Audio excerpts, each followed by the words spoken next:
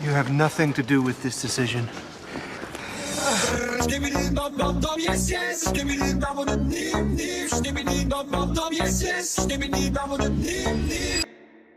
Fortnite.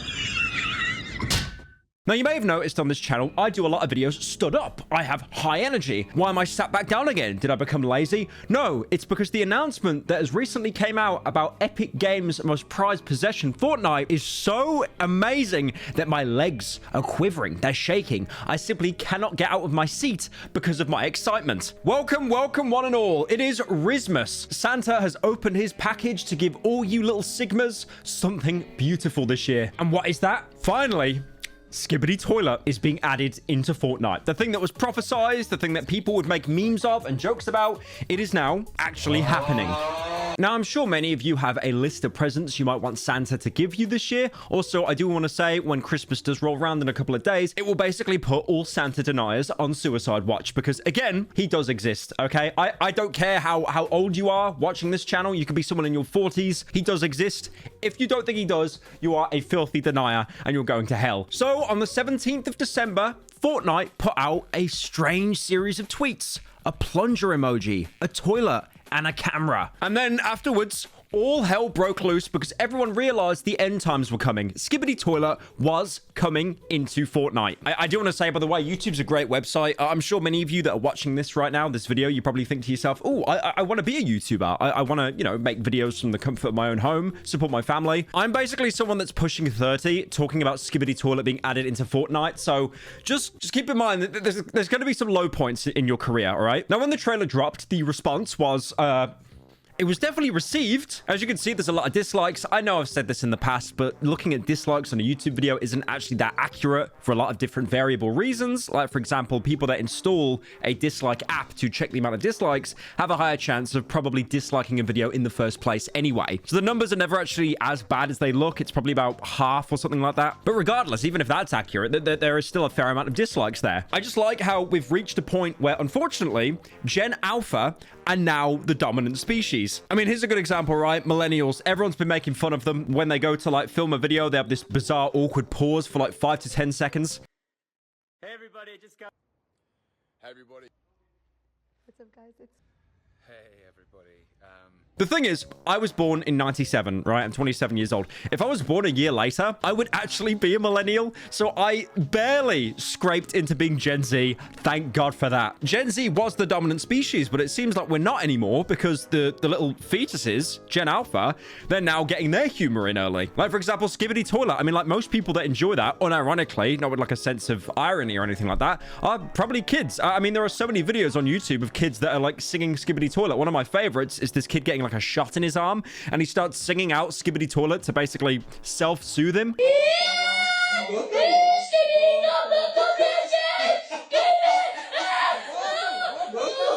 And then, of course, the entire collection did actually drop on the Fortnite item store, costing a hefty 2,200 V-Bucks. Now, this pack included some very important skins, like, for example, you being able to play as the Plunger Man, you know, the guy with the CCTV camera on his head. Look, if you've watched Skibidi Toilet, you know the lore. You know the ongoing battle between the toilet people and then the people with the cameras on their heads.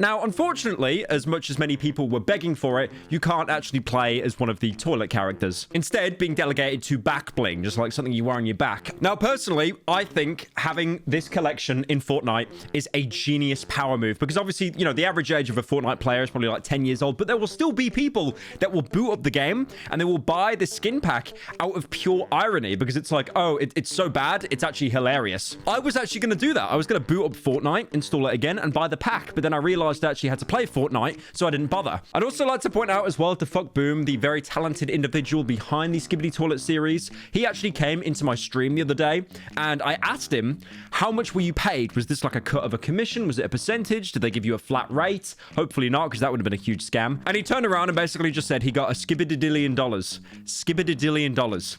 And it took me about 5 minutes to be able to enunciate that word properly. Is the Fuck Boom in the chat? Oi, how much are they paying you? skibidi. I'm having a stroke. He's being paid $skibidillion. I think if anything, this really shows to me that Fortnite is never going to die. When a company becomes so big, or like a video game or a franchise, when they're constantly doing collabs with other brands, it is basically impossible to fail. They'll do a collab with Lego. They'll do a collab with Marvel. They will collab with anything that kids go out to watch. I mean, I still remember like the original trailers for Fortnite. It was meant to be like a little bit more like grounded, I guess. You had like Cliff Bleszinski from Epic actually talking about the game, basically saying how it was, you know, you collect resources during the day, and then at nighttime, you defend yourself against monsters. Hence why it was called Fortnite, which is a word that in the A24 film The Lighthouse is mentioned, and it completely ruins any kind of pacing of the film. Fortnite.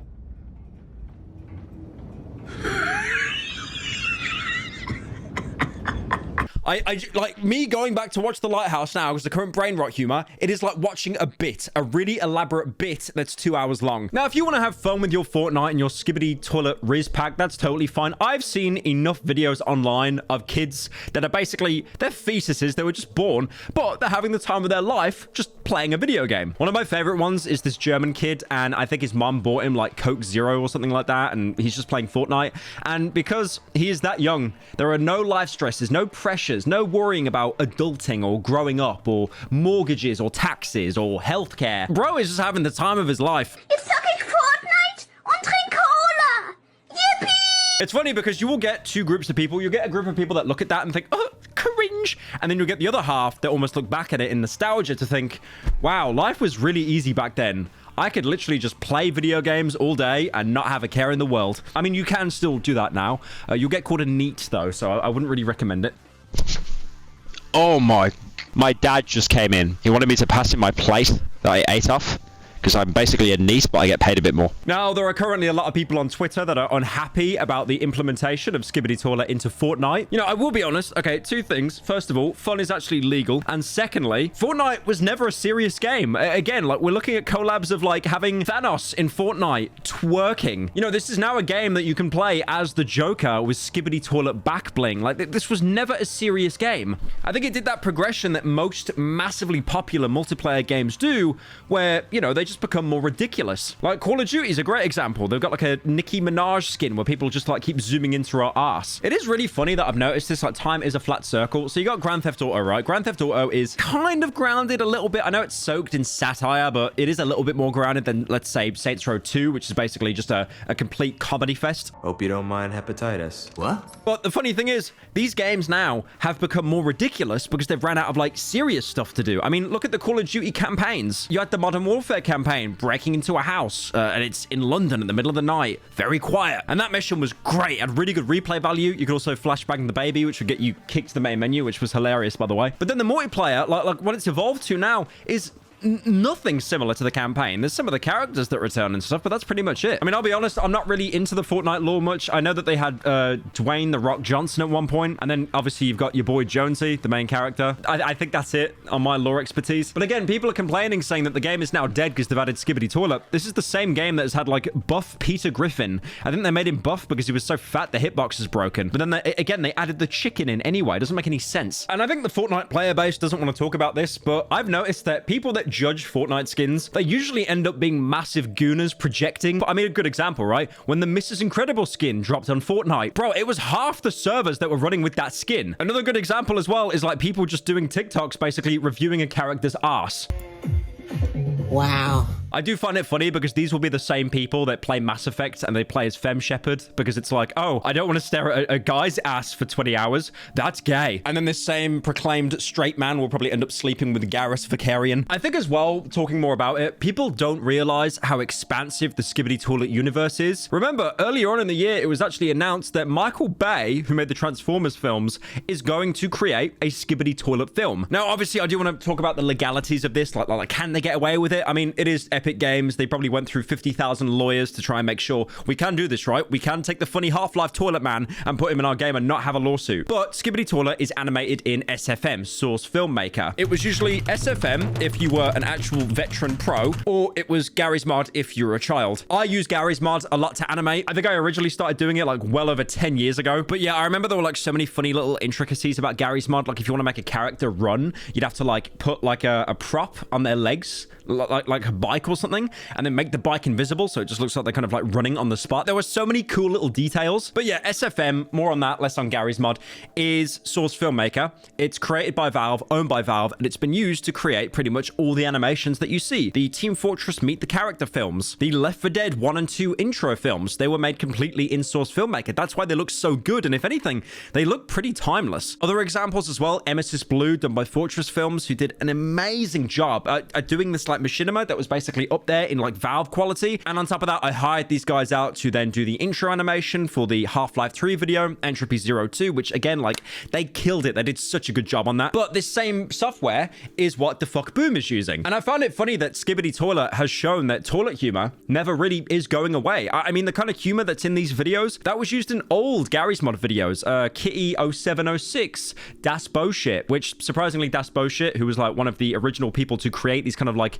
YouTube poop Gary's mod edited videos, his name almost sounds similar to Fuck Boom. I'm not saying that he copied or anything like that, by the way. I'm just saying it really goes to show that time really is just a complete flat circle. I mean, it's like the same as Minecraft, right? I mean, look at that game. That game dies basically every 5 years and then gets quick revived. Now, getting into the legalities and stuff like that, I'm pretty sure that Epic Games are not going to get sued for having a man's head come out of a toilet. It's not exactly trademarked by Valve, but all of it is done in SFM. It is using objects and props and models from Half-Life. The toilet, the male's head that comes up the toilet, I know there's loads of them, but the original one that was, you know, most famous is Male 07. That's a Half-Life 2 NPC you'd encounter pretty frequently in the game, and that was a scan of a real person's face called Michael S. Smith. And one thing you'll notice, which I think is really cool, is Half-Life 2, when you see characters' faces, they look photorealistic. That's because, for the most part, they are. They're scans of people's actual faces. Now, because technology's got so much better, we actually tend to animate faces, so they look a little bit like less uncanny and more kind of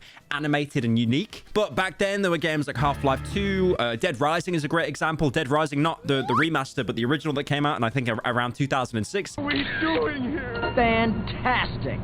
You walk around the stores there and you'll see like boxes of cereal or foods or clothes, and they will look borderline realistic. They look crazy because they basically were. They were just pictures and scans. The same reason why, for example, buildings in Half-Life 2 look so good. I mean, I say they look good. They do look a little bit flat now by today's standards, but if you saw them from far away, you would think, wow, that just looks like an actual picture of a building. Probably because it was. So because the scan of that Half-Life 2 NPC is an actual person, that's probably why the model in Fortnite looks pretty much nothing similar. I mean, he's got like the bags under his eyes, the red eyes, the kind of like crazy look, but it doesn't really look that close to Male 07. It's funny though, talking about that specific NPC in the game, even though he's like one of the, you know, one of the resistance members or like one of the civilians that you see across the game, he basically became one of the most popular NPCs. I mean, he was even the player character, the stand-in for the Stanley Parable. This is the story of a man named Stanley. Now, the biggest question here, does Valve care? Are they probably going to sue Epic Games? No, I don't think, I don't even think it's on their radar, honestly. I mean, a great example is Gabe Newell. He's probably too busy living it up on his super yacht that he basically never leaves to probably care into looking into this. I'm Gabe Newell. What I'm actually more interested in is how much of a cut Fuck Boom actually got, because honestly,